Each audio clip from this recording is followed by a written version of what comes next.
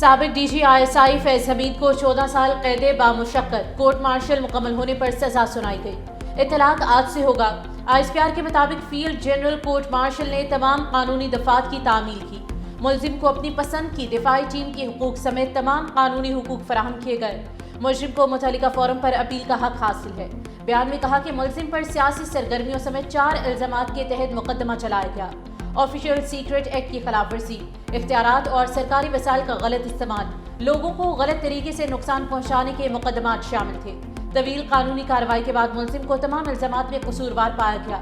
عدالت نے 14 سال قید کی سزا سنائی جو 11 دسمبر 2025 کو سنائی گئی۔ سیاسی عناصر کے ساتھ مل کر سیاسی اشتعال انگیزی اور عدم استحکام کو ہوا دینے اور بعض دیگر معاملات میں مجرم ہونے کے ملوث ہونے سے الگ سے نمٹا جا رہا ہے۔ ملزم کے سیاسی عناصر کے ساتھ ملی بھگت، سیاسی افراتفری اور عدم استحکام کے معاملات الگ سے دیکھے جا رہے ہیں۔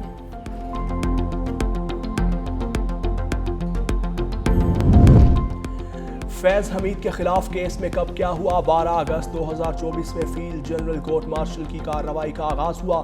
کارروائی سپریم کورٹ کی ہدایت پر نجی ہاؤسنگ سوسائٹی کے معاملے پر شکایت کے بعد شروع کی گئی۔ 29 نومبر 2022 کو فیض حمید نے قبل از وقت ریٹائرمنٹ لے لی تھی۔ سپریم کورٹ کے احکامات کی روشنی میں فیض حمید کے خلاف تفصیلی کورٹ آف انکوائری ہوئی۔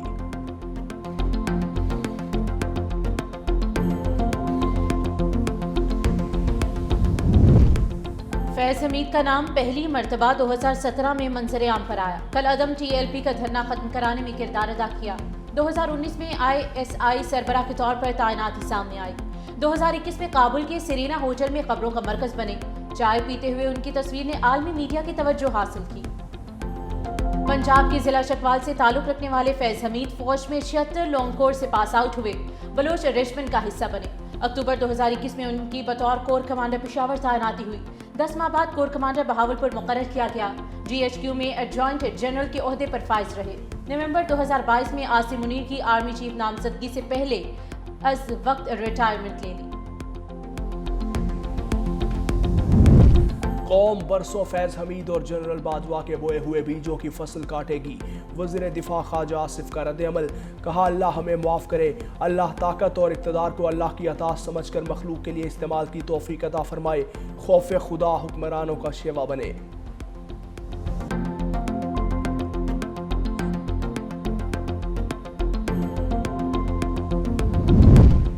ثابت ہوا فیض حمید کا سیاست میں عمل دخل ہے۔ وزیر اطلاعات و نشریات عطا اللہ طارق کی میڈیا سے گفتگو، کہا آج پاکستان کے لیے بہت بڑا دن ہے۔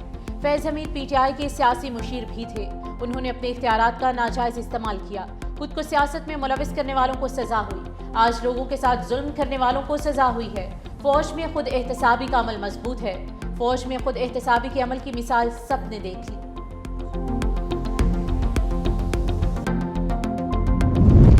فیض حمید کو سزا ابتدا ہے، آگے بہت کچھ ہوگا۔ فیصل وافدہ کی پیش گوئی 365 سے گفتگو میں کہا اتنے طاقتور آدمی کا احتساب 75 سالہ تاریخ میں نہیں ہوا۔ پاکستان کو جو نقصان پہنچائے گا کرسی کھینچ لی جائے گی۔ PTI کے جو لوگ سمجھ رہے ہیں ہم بچ گئے ان کا احتساب بھی ہوگا۔ گورنر فیصل کریم کنڈی کہتے ہیں جنرل فیض کی سزا سے پاکستان کی سیاست پر اچھا اثر پڑے گا، ان کے ساتھ کوئی اور ملوث ہوگا تو ان کو بھی سزا ہوگی۔ بانی PTI کوئی آسمان سے نہیں اترے کہ انہیں سزا نہ ہو۔ پنجاب حکومت کو کہوں گا کہ بانی PTI کو کہیں اور شفٹ کریں۔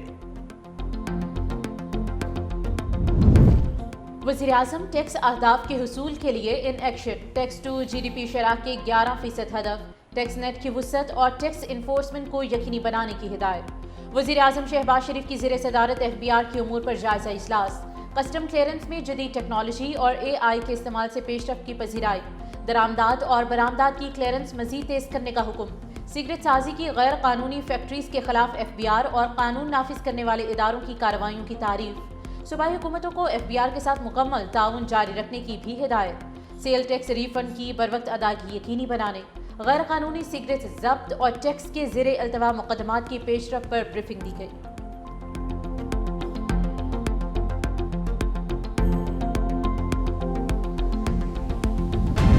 ڈالر کی آمد، ملکی زر مبادلہ کے ذخائر اوپر۔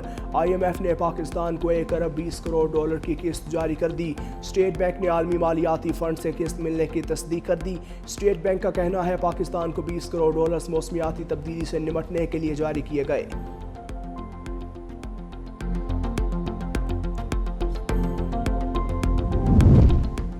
امریکی جریدے کی پاکستان میں افغانستان سے دہشت گرد حملوں کی تصدیق۔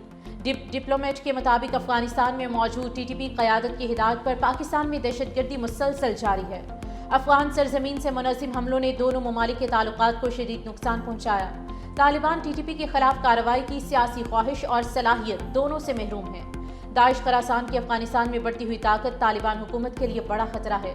طالبان کے نزدیک TTP اور دیگر گروہ داخلی اختلافات روکنے کے لیے ضروری ہیں۔ طالبان کو TTP کے خلاف سخت پالیسی سے اہلکاروں کا داعش خراسان میں شامل ہونے کا خدشہ ہے۔